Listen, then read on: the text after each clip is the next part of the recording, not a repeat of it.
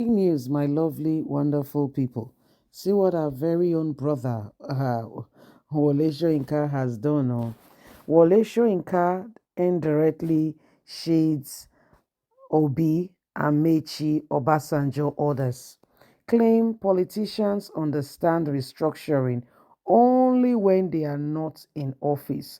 Well, I get you. I get you. Sincerely, truly speaking, I get you. Okay, Wale Soyinka. Someone like Ashiwaju Ahmed Bola Tinubu, when they are not in office, 2012, 2014, you see them protesting very gallantly and explaining, okay, making everybody know the problem of Nigeria. Apparently, they get to understand and they know the problem of Nigeria. But once they are in office, my dear, they become blind to that part. In fact, they make excuses for it. And so our very own brother, Wale Soyinka, say, well, he said even Obi, Amaechi, Obasanjo, every one of them, he said none of them, okay? And he said none of them are good people trying to, protect, Shiwaju Ahmed Bola Tinubu. Whatever the case may be, we know what's going on, don't we? Nigeria needs restructuring. Back in the amalgamation of Nigeria 1914, the south, the east, the west, the north, and the old Western Union region all came together, and everybody has an autonomy of their region.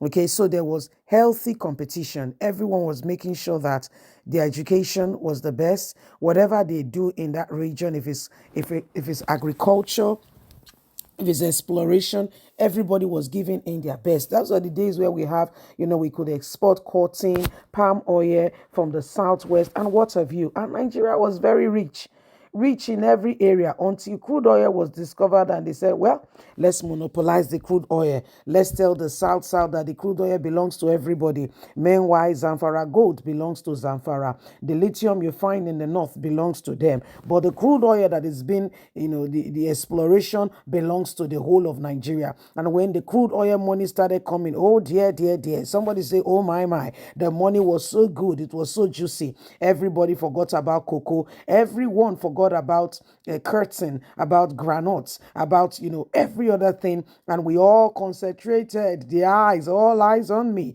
All eyes went straight to the crude oil, and crude oil the boom began, and it was as though this was too good. But the truth of it is, imagine if Nigeria has continued with her exports. Just imagine. Just imagine. Nigeria is too rich to be poor. Have you been to Togo, Benin, Niger, countries surrounding us? None of them are hungry.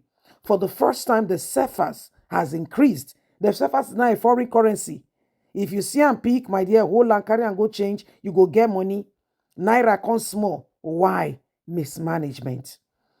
No good leadership has brought us to where we are today. And so if we want to go back to the drawing board, have you understood what the word they call farming? Oh dear. You go back, he said, going back to the ancient landmark. What were the things we did before that worked? What happened to our cocoa farms? What happens to the curtains? What happened to palm oil?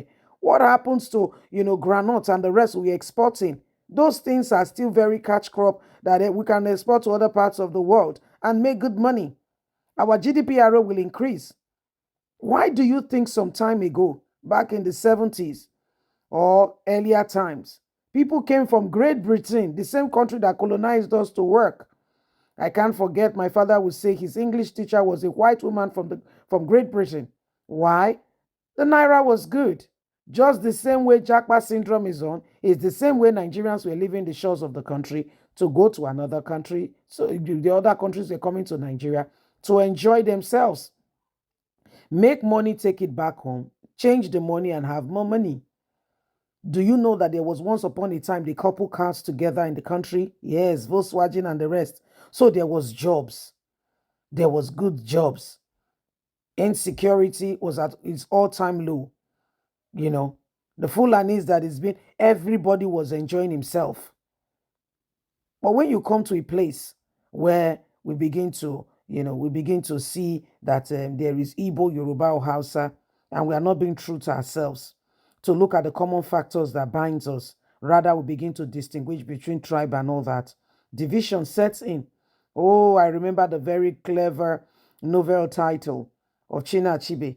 It said, "Things fall apart when the center could no longer hold." The minute you start forgetting that you are not alone in this equation and you carry everyone along, you are in for a good time.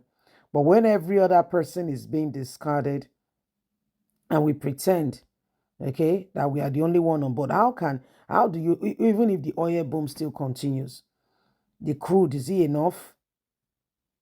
What other sorts of forms of, true, upliftment are we bringing to the country?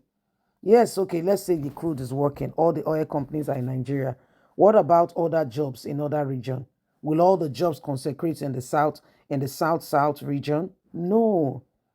If, cocoa, other cash crops are being properly, looked upon in other region, in the southwest, there will be a lot and enough jobs.